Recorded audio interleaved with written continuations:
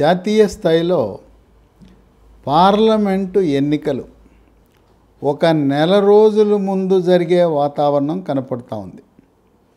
Bharatiya Janata party Madhya Pradesh, Chhattisgarh, రాజస్థాన్లో సాధించిన విజయం చూసిన తర్వాత ఆ జోష్ తదుపరి జనవరి 22న రాముని ప్రాణప్రతిష్ఠ చేసిన తరువాత ప్రతిరోజు అయోధ్యకు 1000 రైళ్లు ఏర్పాటు చేసి భారతదేశంలో రామరాజ్యాన్ని నెలకొల్పాలంటే అది మోదీ వల్లనే సాధ్యమనే ఒక దృఢమైన సంకల్పంతో భారతీయ జనతా పార్టీ ఉత్తర భారతదేశంలో ఉండే ఆ ప్రజల యొక్క ఆనందోత్సాహాలు చల్లారకముందే ముందస్తుగా ఎన్నికలు జరగాలనే ఆలోచనలో ఉంది.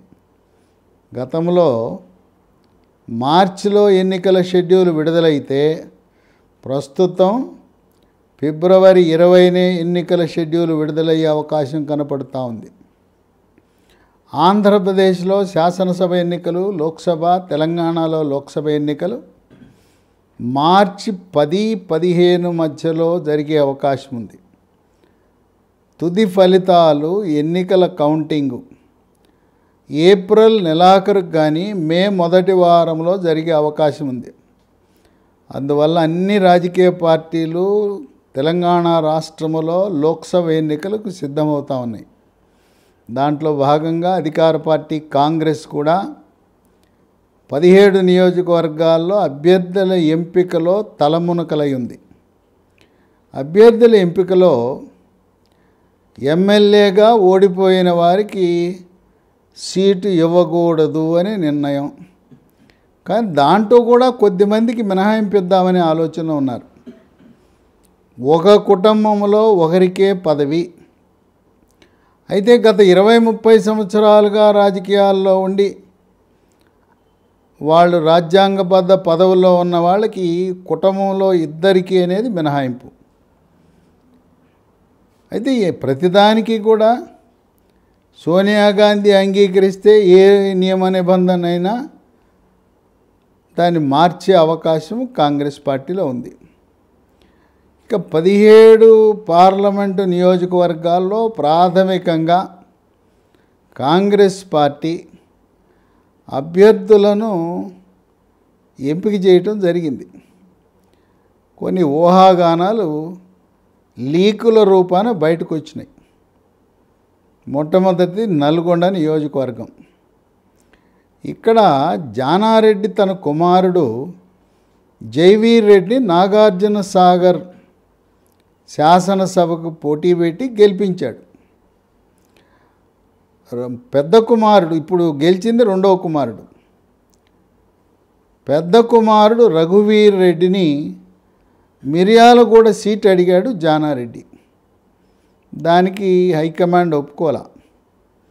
సరే, జానారెడ్డి ఏమన్నా అంటే నేను లోక్సభకు పోటీ చేస్తాను, నల్గొండలో కోమటిరెడ్డి, అక్కడ ఉత్తమ కుమార్, వాళ్ళిద్దరూ కూడా, కోమటిరెడ్డి ఉత్తమ్ కుమార్ ఇద్దరు కూడా శాసనసభకు వెళ్తున్నారు కనుక ఉత్తమ్ కుమార్ రెడ్డి ఖాళీ చేసిన నల్గొండ సీట్లో నేను పోటీ చేస్తానని చెప్పి హైకమాండ్కి ఆయన చెప్పడం జరిగింది.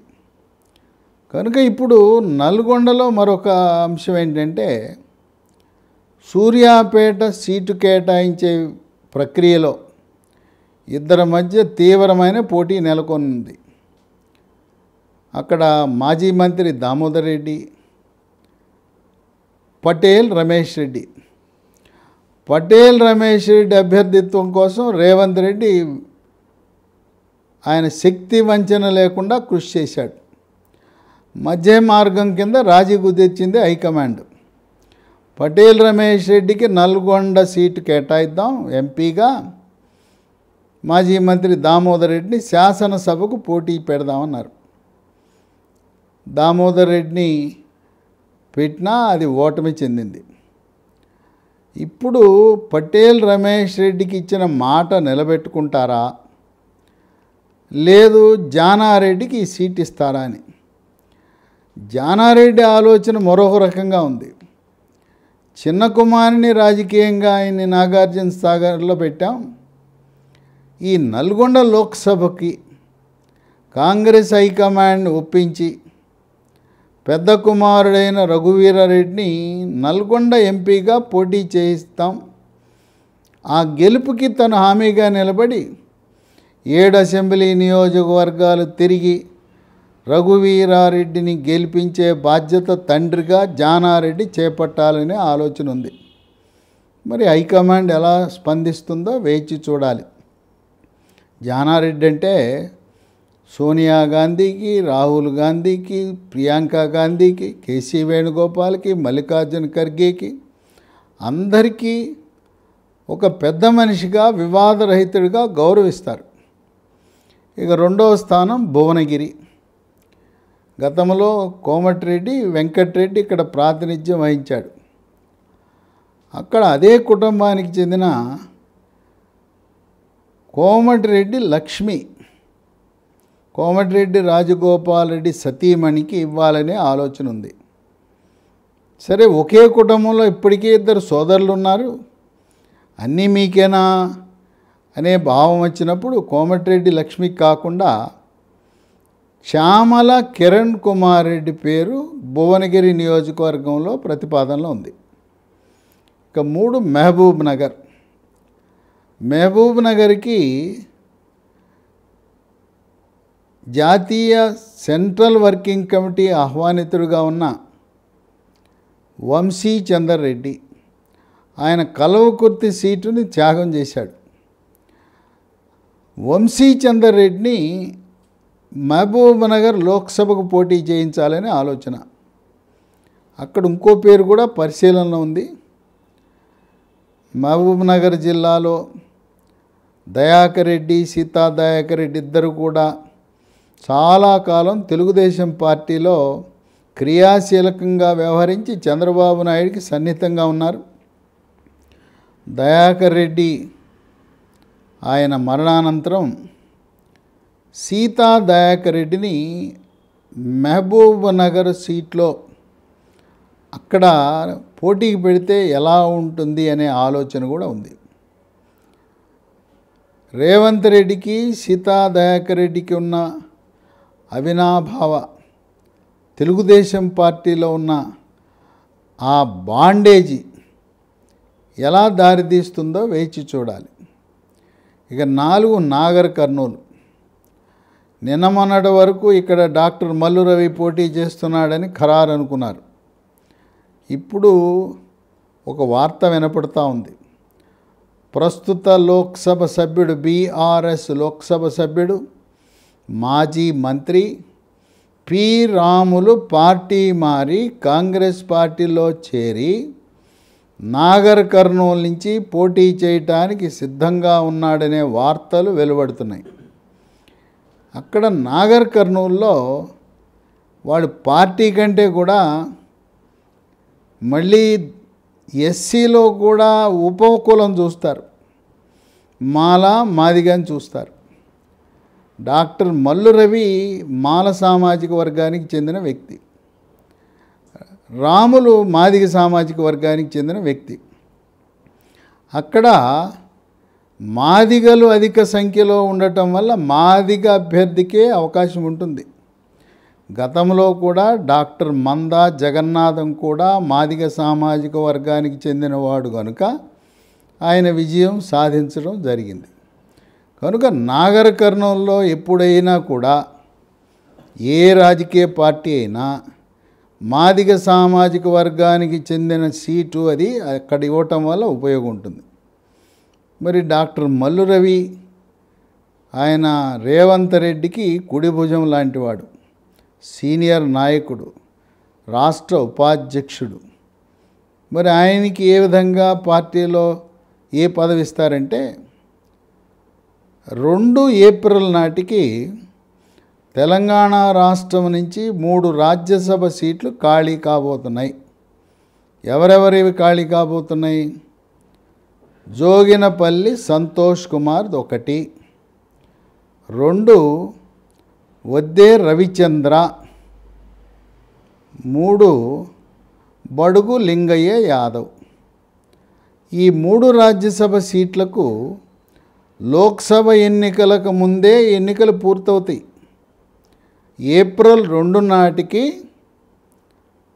రాజ్యసభ ఎన్నిక పూర్తి కావాలి. ఏప్రిల్ 3 నుంచి పదవీ కాలం ప్రారంభమవుతుంది. కనుక లోక్సభ ఎన్నికలతో సంబంధం లేకుండా ఎమ్మెల్యేల నుంచి ఎంపికయ్యే రాజ్యసభ సీట్లలో కాంగ్రెస్ పార్టీకి 2 వస్తాయి, బీఆర్ఎస్ పార్టీకి 1 వస్తుంది. 3లో 2 వస్తాయి కాంగ్రెస్. ఆ 2 కాంగ్రెస్ రాజ్యసభ సీట్లలో ఒకదాన్ని డాక్టర్ మల్లు రవికి ఇచ్చి పి రాములకు లోక్సభ ఇస్తారనే ఊహాగానాలు ఉన్నాయి. లేకపోయినా doctor Mallu Ravi doctor YS Rajasekhara Reddy ముఖ్యమంత్రిగా ఉన్నప్పుడు ఉమ్మడి ఆంధ్రప్రదేశ్ అధికార ప్రతినిధిగా ఢిల్లీలో క్యాబినెట్ ర్యాంకుతో ఆంధ్రప్రదేశ్ భవనానికి అధిపతిగా ఉన్నాడు. అది కూడా గౌరవప్రదమైన పోస్టు, క్యాబినెట్ ర్యాంకు. రాష్ట్రానికి కేంద్ర ప్రభుత్వానికి మధ్య వారధిలా ముఖ్యమంత్రి మంత్రులు ఎప్పుడు ఢిల్లీకి వెళ్ళినా వాళ్ళను సమన్వయపరచడానికి ఆ పదవి ఎంతగానో దోహదపడుతుంది. డాక్టర్ మల్లు రవికి పదవి అనేది ఖాయం. ఆయన స్థాయికి ఎమ్మెల్సీ అనేది చాలా చిన్న పదవి. గతంలో జడ్చర్ల ఎమ్మెల్యేగా పోటీ చేసి మంత్రి పదవి ఆశించాడు. కనుక ఒకవేళ మల్లు రవికి ఇవ్వాలంటే ఆయన ఎమ్మెల్సీ ఇస్తే మంత్రి పదవి ఇవ్వాల్సిన స్థాయి. ఇక 5 చేవెళ్ళ. చేవెళ్లలో కిచ్చన్న గారి లక్ష్మారెడ్డి పేరు వినపడుతూ ఉంది.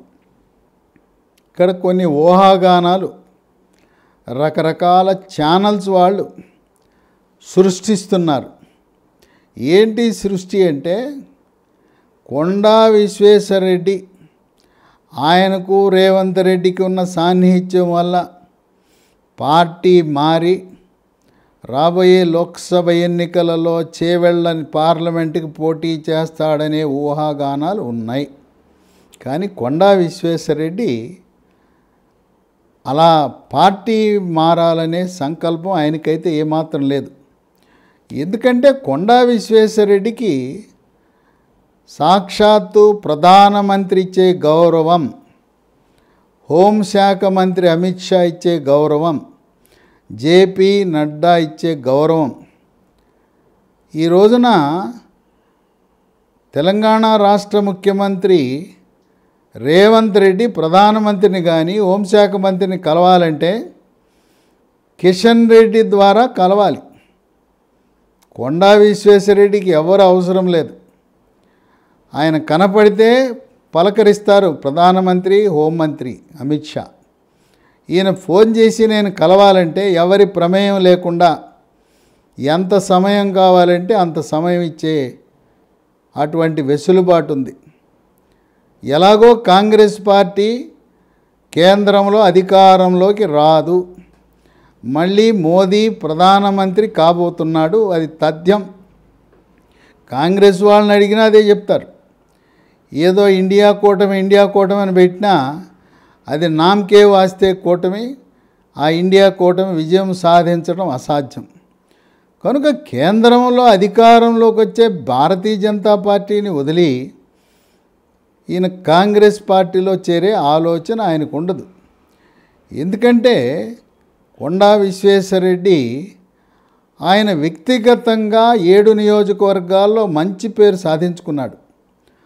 2014లో టీఆర్ఎస్ పార్టీ తరపున గెలిచాడు. 2019లో అక్కడ గెలిచిన బీఆర్ఎస్ లోక్సభ సభ్యుడు కేవలం 15,000 ఓట్ల మెజార్టీతోనే గెలిచాడు.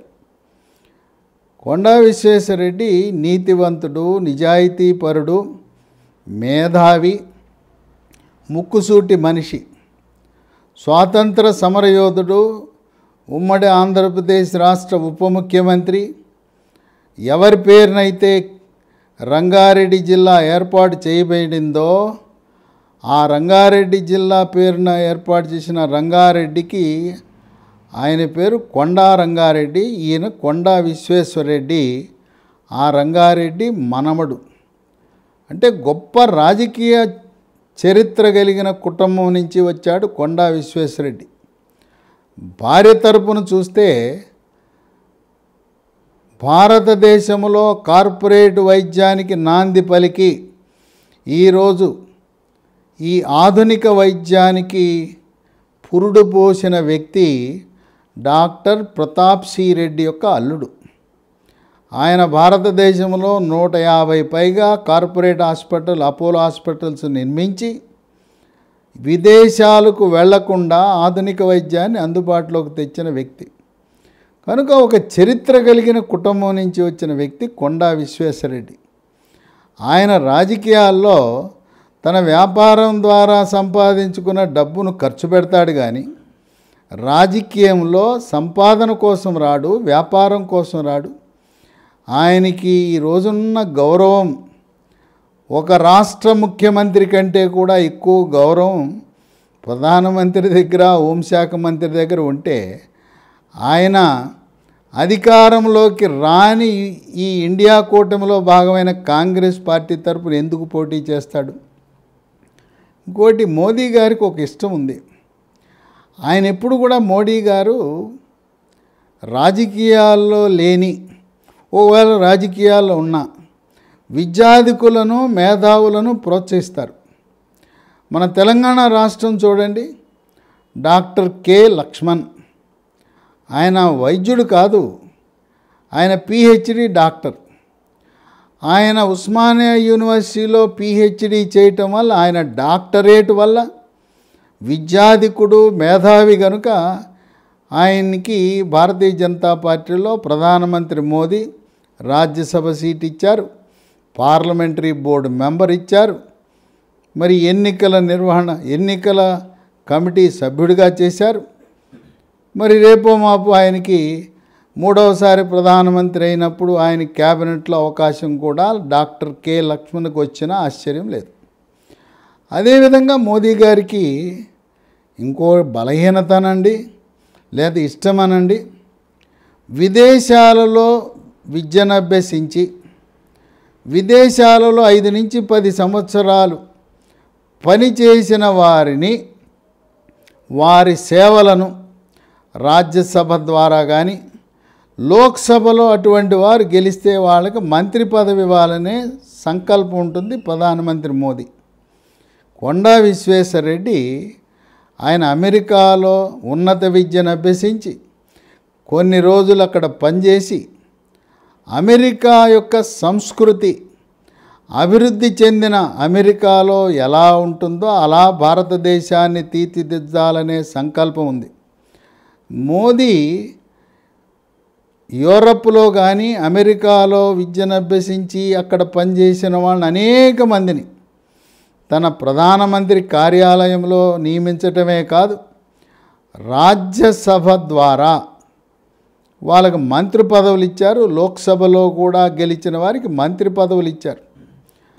అలాగే రిటైర్డ్ ఐఏఎస్, ఐపీఎస్, రిటైర్డ్ జడ్జిలను కూడా ఆదరించే గుణం ఉన్నది ప్రధానమంత్రి మోదీ.